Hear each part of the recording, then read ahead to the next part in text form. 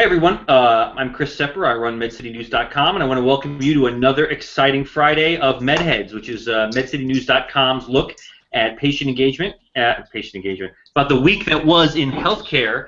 But the topic we are going to be talking about is patient engagement in healthcare delivery. I am joined by the indomitable Stephanie Baum. Stephanie, how you doing? I'm doing great. How about you, Chris? Great. And last but not least, Neil Brissell. Neil, how you doing? Doing great, but I'm not indomitable, apparently. No, I can't use the same adjective twice. You are actually talking on this call is the MedCity News team that just wrote and attended our Engage conference, which was in Washington, D.C., a two-day event that looked at patient engagement and healthcare delivery. A ton of stuff happened at that event. We covered a ton of ground in 2 days. We covered big experiments in healthcare from employers. We talked about transparency in mobile apps. We had two of the federal government's most important, patient engagement officials, if you will, John White from ONC and Susanna Fox from HHS, address the audience. We had conversations about disparities. We had conversations about how to leverage digital and social media. We had conversations about the pharmaceutical role in healthcare from policy and beyond. So it was a lot of ground to try and solve and get better at this issue of patient engagement. So it's something that we're going to talk about on this edition of MedHeads. I'm just going to throw it out there to you. Both were there. Stephanie, what did you think was the most important conversation topic, or what were your big takeaways at the conference? Well, I thought it was really interesting. One of the most interesting panels I saw was the patient-centered panel between Kezia Fitzgerald, who's CEO of Caroline Products, and she's had non-Hodgkin's lymphoma. She was the mother of an infant daughter who had cancer and developed this sleeve and wrap to keep her PICC lines in place. So there was a panel with her and also another. A woman who had Crohn's disease, I believe it was Carly Medoche. Carly Medoche. And yeah. Carly Medoche. And Carly's terrific. Carly's terrific. They talked about they talked about sort of what they shared what they would like physicians to know, this insight that they could give them, and they said it's things that you probably would seem obvious when you think about it, but just the whole issue of just how stressful it is when you are in the process of getting diagnosed with the condition. I mean, there is a certain relief that comes when that happens, but just the path to that can be so scary, and it's just so important to listen to your patients and what they're saying, and that's always something that's good to remember. But there was also a point that Kezia made, talking about how important it was when a physician finally said to her, when they were having a conversation about how she felt, and I guess they got some lab results back and they didn't look very good, but she was the doctor said, well, sometimes we have to look beyond the numbers, and we have to ask the patient, if you feel fine, then the numbers don't come first. And she was saying what a revelation that was, because she was so used to being told it didn't really matter how she felt, if the numbers weren't good, then that was more important than how her voice as a patient. So I thought that was pretty interesting. Yeah, we ran as part of MedHeads Engage. We had a series of patient speakers, but we also had these little snippets of patients on the street interviews, which covered a lot of the topics that we talked about. I thought it was interesting that one of the overall patient messages was they have a lack of control, and that they just don't get enough information from medicine. Those seem like common themes, but it was really drove home on some of those videos. Neil, I don't know if what your takeaway was from the patient point of view, this conference. Oh yeah, I was absolutely struck by that session. I mean, I think the room got silent when Kezia, who I'd never heard before and wasn't familiar with her story, mentioned that she lost her infant daughter to cancer, and this child couldn't even speak to tell people how she felt. So Kezia and her husband, who also runs Caroline with her, had to learn to read the child's body language. I mean, that has to be the world, the world's biggest nightmare. I mean, I can't imagine what it's like to be a parent and lose your child before the child's even old enough to speak. I mean, the room was silent. There were some tears in the room. It was really quite haunting, but probably necessary for people to hear the story. Yeah, well, and Neil, going beyond the patients, I mean, what else? Yeah. When you were at the event, what was your big takeaway? What was the thing that carried on with you? Well, I think that hearing not just patient stories, but hearing how healthcare organizations are finally learning to listen to the patient. And I think we had some good, very quotable things from Neil Sophie and from Primera Blue Cross out in Washington State, including Chris, you said that you're going to be able to pull a video clip of this at some point. He did flip off the audience, not flip off the audience, but he did flip the bird during one point. At one point, I think. Well, hold on. To be fair to Neil Sophie, yeah. He was giving the finger to the whole philosophy of mobile health when it comes to engagement. Okay. Right. So. But listen, anytime you can get an obscene gesture into a MedCity conference, I'm all for that. All for it. Okay, but he had some very smart things to say as well. Said that apps need to be simple and focused on outcomes, and a lot of times developers lose sight of that when they're trying to write something that's cool and not look for something that's useful. And they're also looking for, I guess, stickiness and repeat uses, but sometimes you're dealing with patients who just need to use the app or use whatever tool just to get through one little episode of care, maybe, if they're recovering from surgery, for example. I think, and I'm looking at the story now, ask questions that are meaningful to people's lives, such as how did you sleep, or how is your energy, or how are your relationships, rather than asking how is your health. If you say how is your health, people might get defensive or be vague about things, but if you ask them specific things on factors that affect health, then you may be able to discover some things that you need to pay more attention to. And I thought that was really insightful. Stephanie, what did you think about that? Yeah, I mean, I think that the problem with app development is that people tend to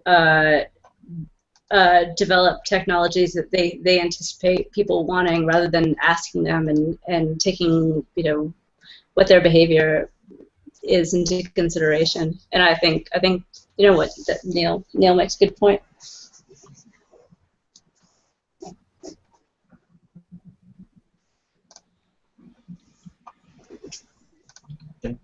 My audio is a little bad, so I'm missing you. I might be missing you a little bit. No, we stopped and waited for you to ask the next question.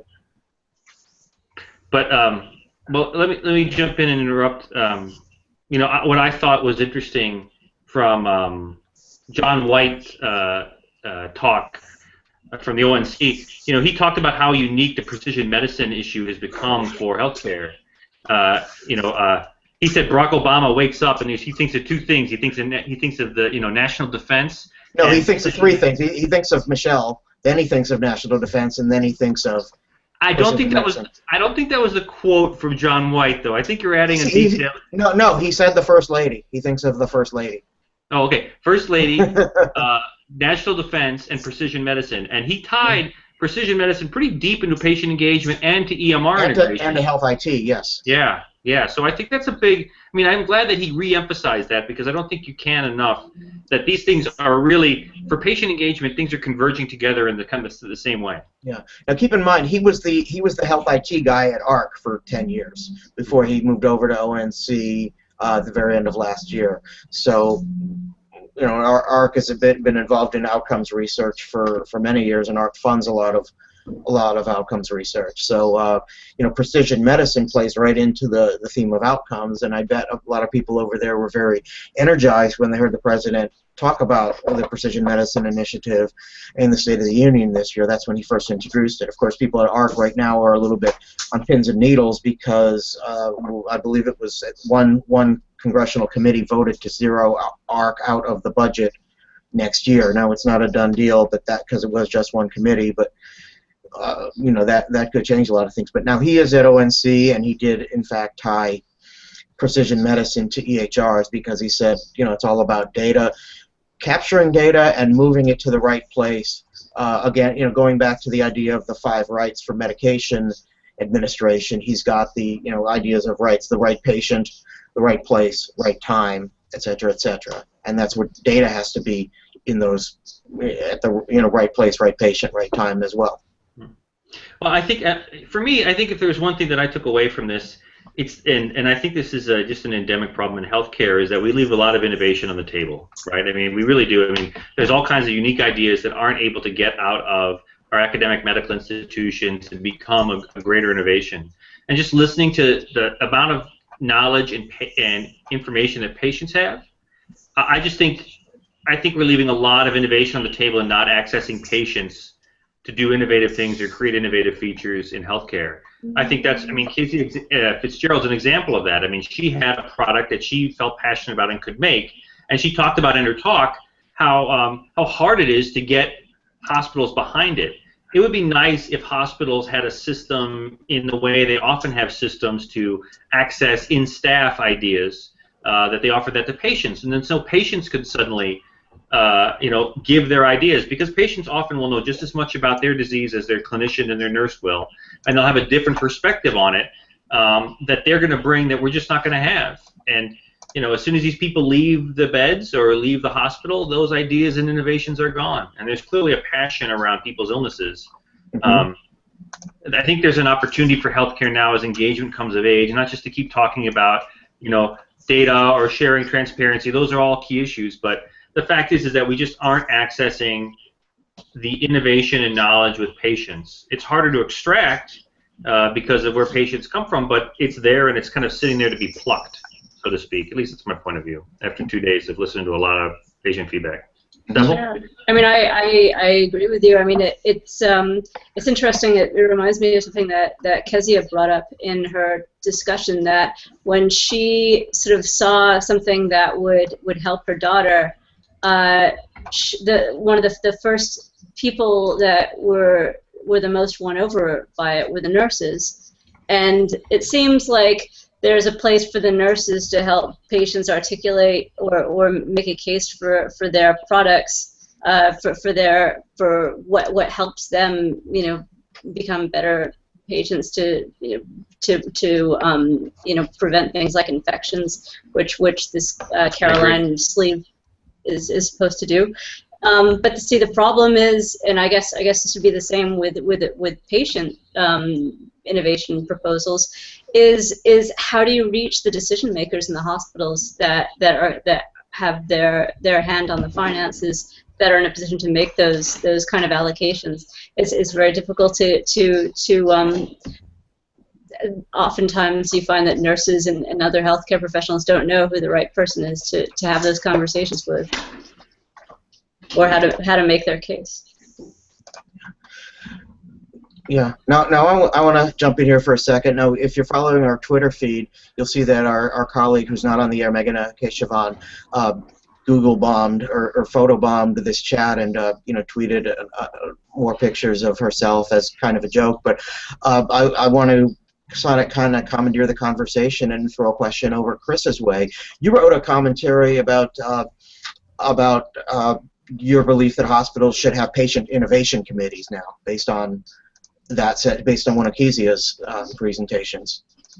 Yeah, no, and that was my big takeaway, is that I think that we're not accessing patient engagement well enough, right? Or patient innovations, right? They have different ideas, they have unique points of view, and that in the piece that I wrote, I kind of riffed off of what Naomi Freed did at Boston Children's, where she said, let's create internally a system where any rank and file staff member who has an idea can come to us and present that idea.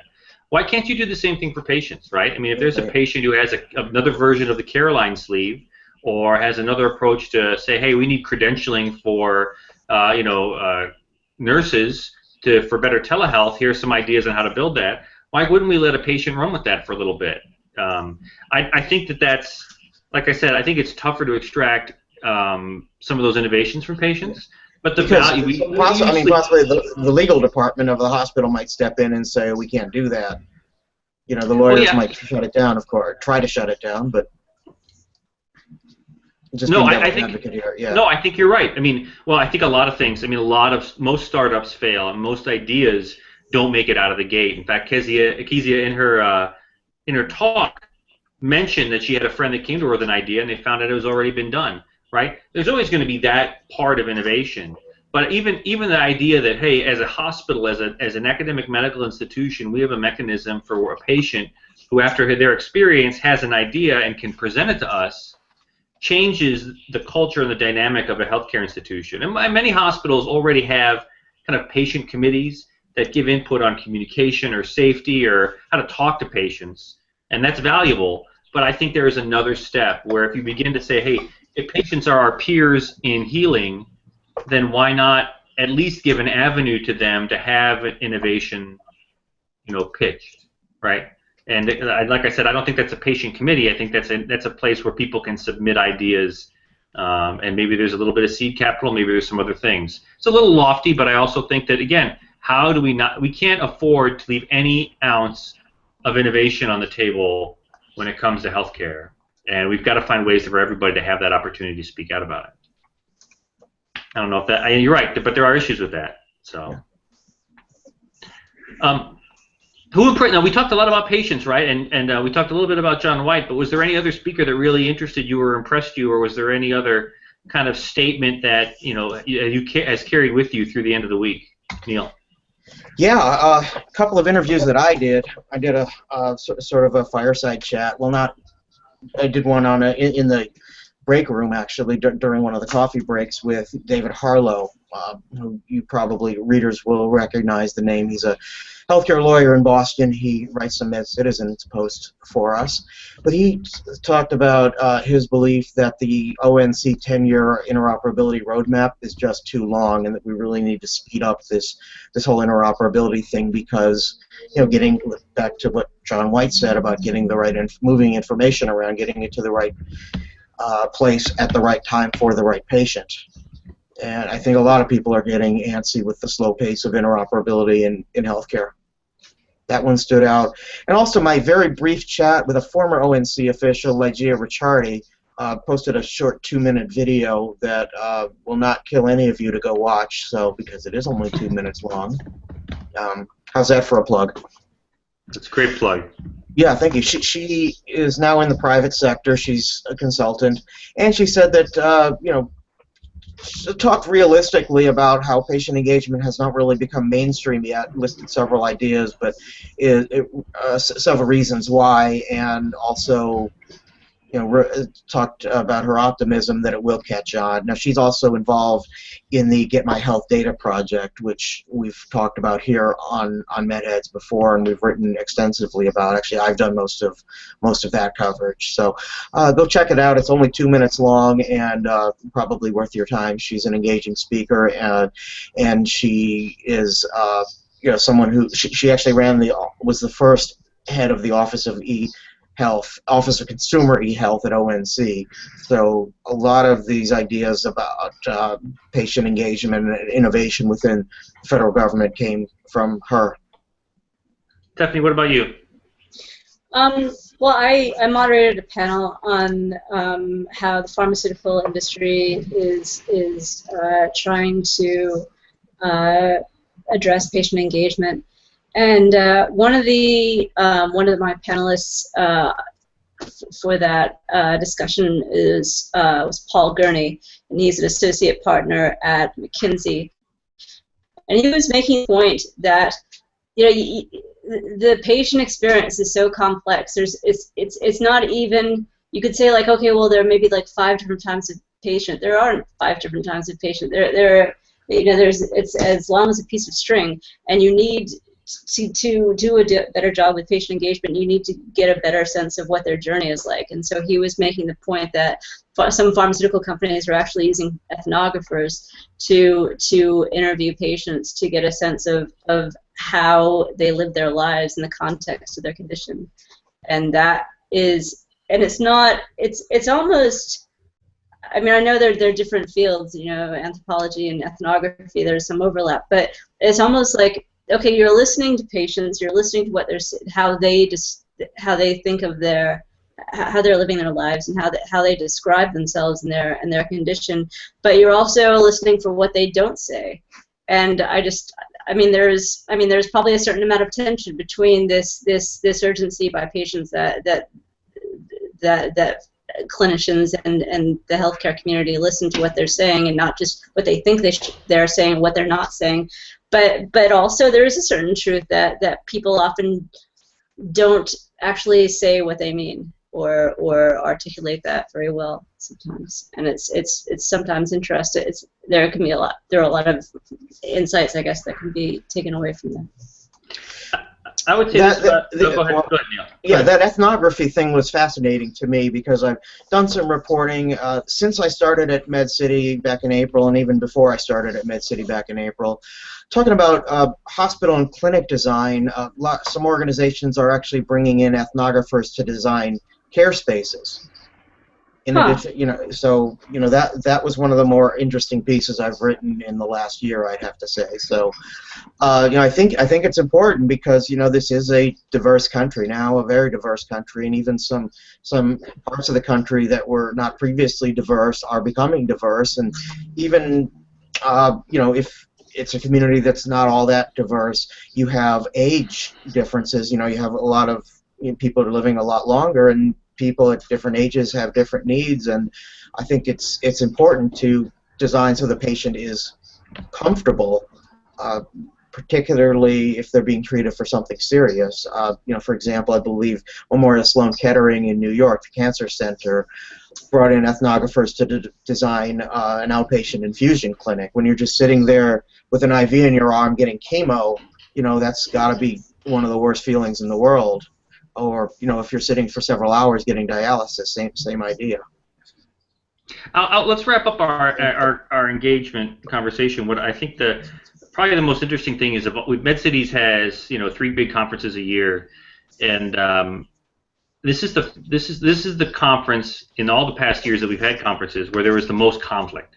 Obviously, we're not Jerry Springer throwing chairs, but I mean, real open disagreement on approaches on transparency, on mobile, on patients and how to treat them, how to use lay non-clinical staff like patient navigators or care teams. You name it. And, frustration over Jenny McCarthy, right? We jail Jenny McCarthy, right? All kinds of frustrations and really with different parts of the healthcare industry bumping up against each other, which to me means real change is coming. And so that's it. And even in John White saying, he had a line where he says, your demand for data is the pull on the rope that makes change, right? That's about the most subtle endorsement to keep demanding your data if you really want to get your data than you ever heard. So there is increasing conflict around this because I think everybody's now rushing to find a status in middle ground. I mean, we had everybody from some elite think tanks in D.C. to a senator from Oregon. There's going to be a lot of pretty raucous and maybe even rancorous debate around this topic, but I think we're around the corner to some pretty interesting developments.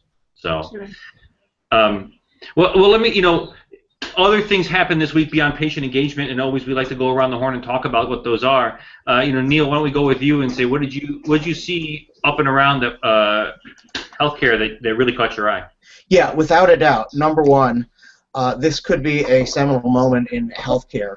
Was ProPublica's release of its surgeon scorecard, as they called it, listing death and complication rates for specific individual surgeons. I think it was almost 17,000 nationwide, focusing on 8 specific procedures. I mean, this is a big deal, and it's caused a backlash already. Johns Hopkins issued a really scathing statement because their ivory tower was attacked quite a bit. A lot of these institutions have been skating by on their reputations for years. Like, where's the best place to go to surgery? Oh, Johns Hopkins or Mayo or Harvard or some prestigious institution like that. Well, how do you know that? Well, because they're Johns Hopkins or Harvard or Mayo, et cetera, but you don't have any data to support that. Well, now there's data, and it's probably not perfect data, which, you know, it's to be expected that the first time they do this, there's going to be some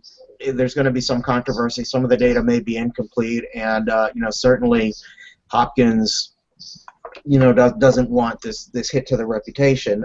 ProPublica, and I recommend also that you continue to follow their reporting. I'm just looking down at my phone here at a story that ProPublica posted today. They're talking about a spine surgeon in Florida who is a convicted felon. He years ago, as a medical student, stabbed a friend outside of a bar, and you know, this guy is now cutting people, and has been for many years, cutting people open legally. So there's a lot of scary stuff out there, and you know, as we know, medical error is the third leading cause of death in the United States. Hospitals are not safe places, and I think this is a huge service for the public that ProPublica has done for us. Yeah, I think you're exactly right. I think it's and it's about time. The status quo in healthcare needs disruption overall, and particularly kind of, I mean, I do think that there's a certain where I think that healthcare quality is stagnating. I mean, I think that most physicians and others are drawn to big institutions, and they're drawn to big metro areas, and so it's not surprising that those big city hospitals that have been outstanding for a long time will continue to be outstanding. But I don't think the metrics are right, and I think ProPublica is right on to take that head on. And even if Hopkins has their criticisms has some validity to them, it's time to break open the conversation about what metrics are real metrics, what metrics are real, and for every part of healthcare, what metrics are real metrics for hospital quality, what metrics are real metrics for the people who serve entrepreneurs, what metrics are real metrics for, you know, investment opportunities, what metrics are real metrics. Everything down the road needs a challenge and a shakeup, and I think that this is one of those things that's primed, and it's great that ProPublica did it. Stephanie, what about you? Well, it was an interesting week for people following seniors and how they interact with technology. You had the week starting off with the White House Conference on Aging. There were several different panels they hosted looking at different aspects of the senior experience in not just healthcare, but also interacting with technology. They had panel discussions with people from Uber and Airbnb and the like. So that was pretty interesting. I'd have liked to have looked at that. But there was also the AARP's Project Catalyst released the first set of results in a series of studies they're going to be doing with, I think it's 92 seniors, and looking at how they interact with digital health devices. I think the first study was basically what did they think of fitness trackers and sleep monitors? Did they find them easy to use? What did they like about them? What were some of the problems they had? And it's interesting because you think like, okay, well, you know, they're probably going to have difficulty syncing it with maybe their smartphone or something like that. They're probably going to have difficulty, you know, sort of stopping and starting it and analyzing their results. But it was the problems they had were much more fundamental than that, and it was like just opening the damn thing up and getting the instructions out of the box.